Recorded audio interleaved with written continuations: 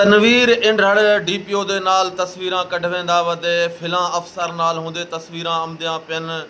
ਇਹ ਸਹੀ 1 ਕਰੋੜ रुपए तनवीर इंढड़ ਦੇ ਸਿਰ ਦਾ ਕੀਮਤ ਆ। ਅੱਜ ਜਿਹੜਾ ਹਰ ਥਾਣੇ ਵਿੱਚ ਦੇਖੋ तनवीर इंढड़ वदे तो फिलां को जरा से पुलिस मुकाबले क्यों मार रहे थे। हालांकि तनवीर इंढड़ ते इतने जरे FAR हन वला यू आज़ाद घूमदा वदे।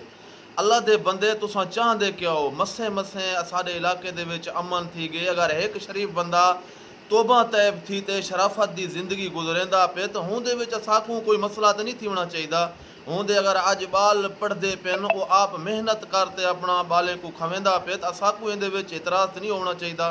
अगर कोई भी पुलिस मुकाबला करेंदे तो ऊ कुछ रहे तनवीर इंढड़ ते गिदा घेनते आवेंदू या हूँ को फिलां ते घेन आवेंदू से कच्चे जे वडे वडे डाकू आन उन्हें को पुलिस कुछ नहीं आखेंदी। फिलां कुछ रहे इहदे उत्ते सिर दा कीमत भी 25 लाख आ या 50 लाख आ वला पुलिस को मार देते। तो मेरे भाई गुनाह हर इंसान दे अपने होंदे छोटे होवन या वडे होवन। अगर सरेंडर पॉलिसी दे विच असाडे जेरे वडे वडे कच्चे दे डाकू आन सरेंडर थी चुके हैं। अज अगर शराफत की जिंदगी गुजरेंदे पे तो हिंदे विच इलाके दा सारे दा जरा फायदा है कि अज अमन थी गए हर बंदा अपना रोज़गार करेंदा पे।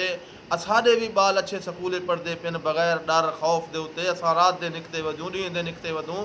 हिंदे विच सारे दा फायदा है। कई बंदे को कहीं दे नाल जोड़ते हुंदा तजलील करना या सोशल मीडिया ते गाली करना सी फिलां इतना आ ते अज इवें घुमदा वधे ये गलत गाल है।